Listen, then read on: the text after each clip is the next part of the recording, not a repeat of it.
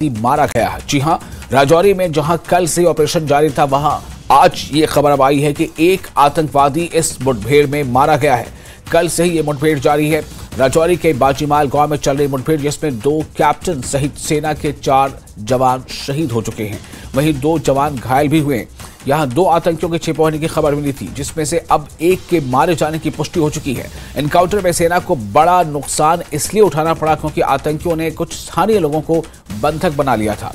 सेना ने पहले उनकी सुरक्षा सुनिश्चित की और पूरे ऑपरेशन को इस तरह से चलाया जा रहा है कि किसी आम आदमी या आम इंसान को कोई नुकसान न पहुंचे। पहाड़ी इलाका होने के चलते ही ऑपरेशन में मुश्किलें आ रही हैं, लेकिन अब खबर है कि एक आतंकी मार गिराया गया है।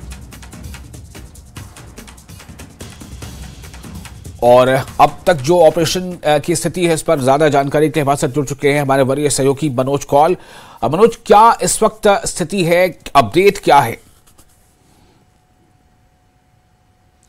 देखिए विशाल, मैं आपको अपडेट कर दूं कि इसमें एक आतंकवादी के मारे जाने की खबर है और हमसे कुछ देर पहले हमने बात की थी कुछ अधिकारियों से, जिनका ये कहना था ऑफ द रिकॉर्ड। उन्होंने ये कहा कि एक आतंकी मारा गया है, उसके मारे जाने की खबर है। हालांकि जब तक उसकी बॉडी को रिट्रीव नहीं किया जाएगा तब तक ऑफिशियली इसको कंफर्म नहीं किया जाता है, लेकिन ये खबर है कि एक आतंकी मारा गया है। और हमने देखा कि अभी आधे घंटे से लगभग 10-10 मिनट के वक्फे के बाद बहुत जबरदस्त धमाके उस जगह से हो रहे हैं और ऐसा लग रहा है कि एक फाइनल असॉल्ट जो सिक्योरिटी फोर्सेस थे आप लॉन्च किया हुआ है और जो दूसरा आतंकी है उसको मारने की कवायद तेज हो गई है। अपने वीडियो जर्नलिस्ट को बताऊंगा, वो आपको दिखा दें कि ये जो इलाका है, ये जो पहाड़ी है, इस पहाड़ी के ठीक पीछे ये एनकाउंटर अभी भी चल रहा है। आज सुबह से हमने देखा कि लगातार वहाँ फायरिंग की आवाज़ें आ रही थी, बीच में फायरिंग रुक भी रही थी, लेकिन अभी जैसे मैंने बताया कि कुछ देर पहले लगभग 10-10 मिनट के वक्फे के बाद तेज धमाके हुए, जिससे पूरा जो इलाका है वो दहल गया है। तो ऐसा लग रहा है कि पूरा फाइनल असॉल्ट है जो आर्मी की तरफ से, ताकि वो दूसरा आतंकी वहां पर मौजूद है उसको भी मार गिराया जाए। और लगातार कोशिश ये रही है आर्मी की और जो लोग इस एनकाउंटर में, इस ऑपरेशन में शामिल हैं, कि जल्दी से जल्दी इस एनकाउंटर को खत्म किया जाए, दोनों आतंकियों को ढेर कर दिया जाए। लेकिन जिस तरह का ये इलाका है, यहाँ घने जंगल हैं और बहुत ही गहरे नाले हैं, ऊंची पहाड़ियां हैं और साथ ही कुछ झाड़ियां भी हैं, जिसकी वजह से इसमें काफ़ी टाइम लग गया। 24 घंटे बीत चुके हैं और अभी भी ये ऑपरेशन चल रहा है और ऐसा लग रहा है कि जल्दी ये ऑपरेशन खत्म हो जाएगा। लेकिन जब तक आर्मी का जो स्टैंडर्ड ऑपरेटिंग प्रोसीजर होता है विशाल, जब भी एनकाउंटर होता है तो उस एनकाउंटर के दौरान ये सुनिश्चित किया जाता है कि पूरा जो एरिया है उसका कॉम्बिंग ऑपरेशन किया जाए, ये सुनिश्चित किया जाए कि वहाँ कोई और आतंकी मौजूद नहीं है। हालांकि यहाँ पर जैसा कि हम बताते आए हैं कि 2 आतंकियों के छुपे होने का इनपुट था, जिसके बाद ये ऑपरेशन लॉन्च किया गया कल सुबह।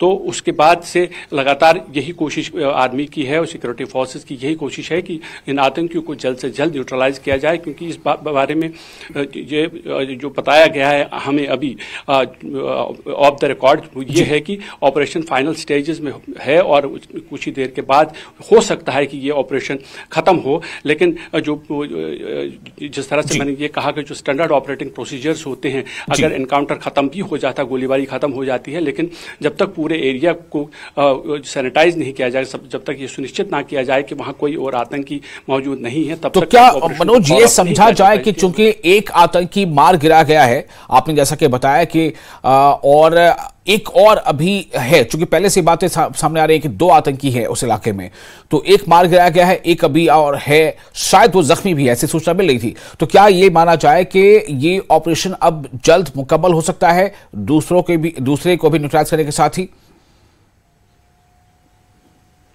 जी हाँ, बिल्कुल विशाल, देखिए जैसे इनिशियल इनपुट्स जो थे, इनिशियल इनपुट्स यही थे कि 2 आतंकी वहाँ मौजूद हैं और हमें जो खबर अभी मिली है कि एक आतंकी को मार गिराया गया है, तो उसका मतलब है दूसरा आतंकी वहाँ अभी हो सकता है। और कल ये आर्मी की तरफ से एक ट्वीट आया था जिसमें ये कहा गया था कि वो जख्मी है, दोनों आतंकी जख्मी है। और आज ये खबर, अभी हमें कुछ मिनट पहले ये खबर हमारे पास आई कि एक आतंकी मारा गया है, जबकि दूसरा वहाँ पर अभी जख्मी हो सकता है। तो यही जो मैंने कहा कि जिस तरह से यहाँ हमने देखा देखा कि वक्फे के बाद जिस तरह से जोरदार धमाके हुए, ऐसा हमने देखा है कई बार कि जब भी एनकाउंटर फाइनल स्टेजेस में होता है तो इस तरह के धमाके किए जाते हैं। ये एक तरह का एक कोशिश ये रहती है सिक्योरिटी फोर्सेज की कि उस इलाके में कुछ इस तरह की उस तरह का एम्यूनिशन यूज किया जाए कि अगर कोई और आतंकी वहां मौजूद है, जब तक ये पूरा सुनिश्चित ना हो कि जितने आतंकी वहां हैं वो सारे मारे गए हैं, तब तक ये कॉल ऑफ नहीं किया जाता। और ये जो जिस तरह के धमाके हुए हैं ये तभी होते हैं जब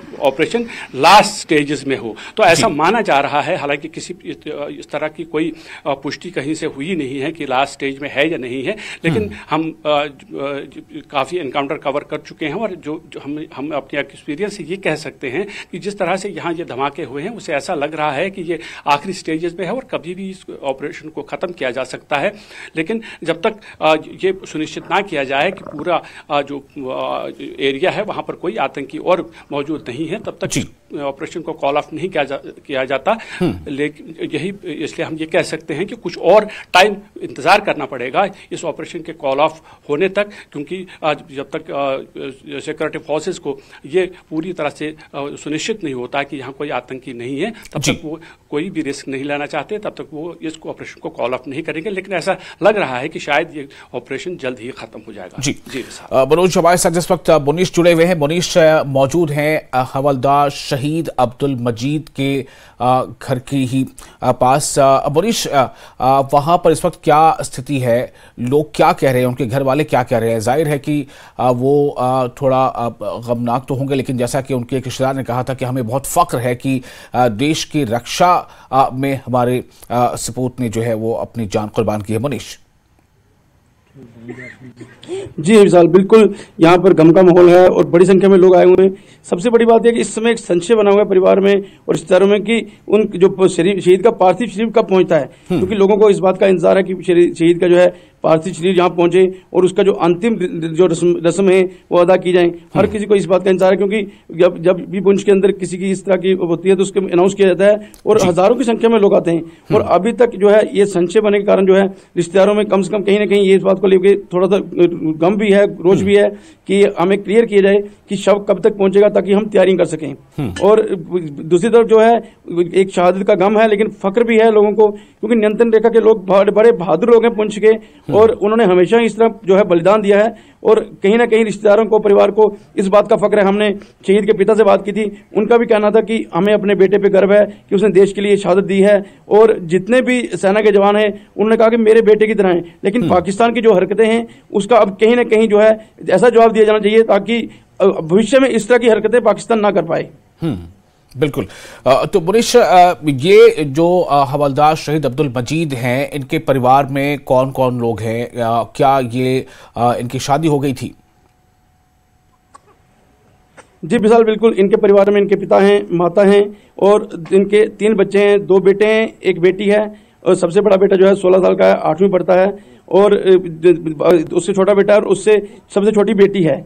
और परिवार का ये भी कहना है कि जो है चंद रोज पहले ही वो छुट्टी काट के यहाँ से गए हैं और परसों ही रात को जो है उनकी अपनी पत्नी के साथ बात भी हुई थी।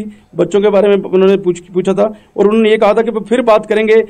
अभी जो है थोड़ी सी बात की थी उन्होंने, इनका ये कहना है परिवार का। जी क्या आप मुझे इस वक्त कुछ वहां आसपास का नजारा दिखा सकते हैं मनीष अपने कैमरे से? जी विशाल, बिल्कुल। मैं आपको दिखाता हूँ किस प्रकार का यहाँ माहौल है। तो हम अपने दर्शकों को बता दें कि मुनीश जो हमारे रिपोर्टर हैं वो इस वक्त मौजूद हैं हवलदार शहीद अब्दुल मजीद के घर पे।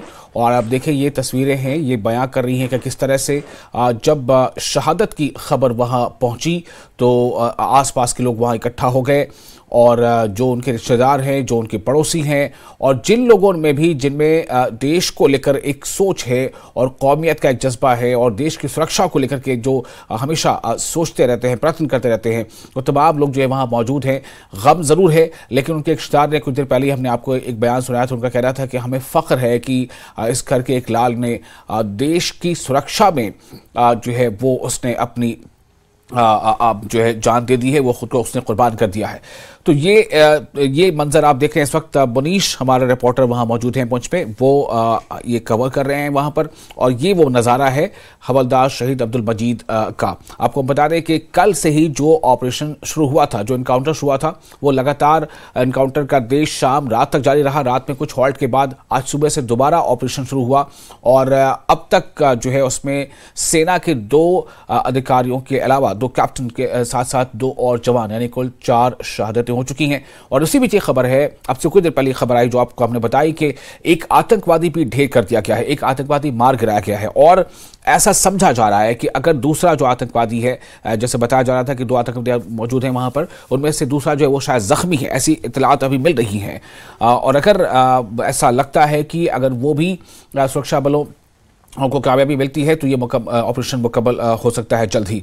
मनोज, आपसे ज़रा ये जानना चाहूँगा कि जैसा मनीष ये बता रहे थे कि जो घर वाले हैं हवलदार शहीद अब्दुल मजीद के, उन्हें इस बात का इंतज़ार है कि आखिर कब जो है जो उनकी जो डेड बॉडी है वो पहुंचेगी, शहीद का शव पहुंचेगा। तो क्या इसको लेकर कुछ SOPs होती हैं, उन्हें कितना इंतज़ार करना पड़ सकता है, या कब तक उन्हें जानकारी मिल सकती है?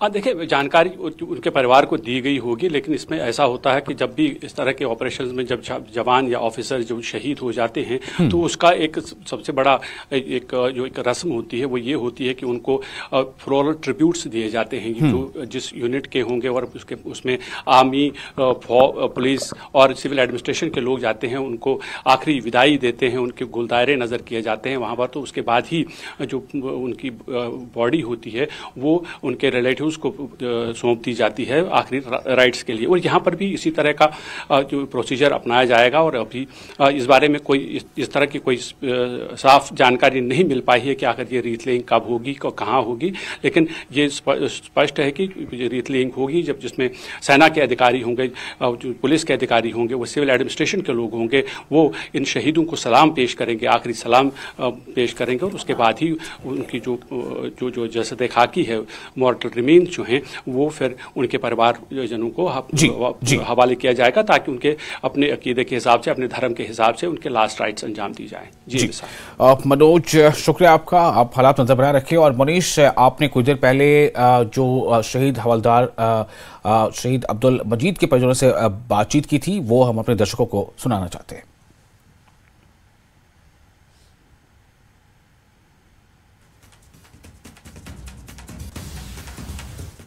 से कल रात को जी, तो मुलाकात कब हुई थी, कब आए थे वो छुट्टी? 30 नवंबर को वो वापस गए हैं, 13 को बस हमारी मुलाकात हुई जब वो वापस गए। तो क्या कहा जाते जाते फोन पे बस बच्चों के बारे में पूछा था, बस ये उनकी स्टडी के बारे में पूछा है। वक्त कम था उनके पास, रात को लेट कहीं से बाहर बोला कि मैं बाहर हूँ, कहीं बाहर से आया हूँ, बस यही बात है, ज़्यादा बात नहीं। बड़ी बात करके बोला था कल कॉल करूँगा, मैंने फिर ट्राई किया, कल से ट्राई कर रही थी शाम तक, लेकिन शाम को फिर मुझे खबर मिली कि ये हॉस्पिटलाइज इंजरी है।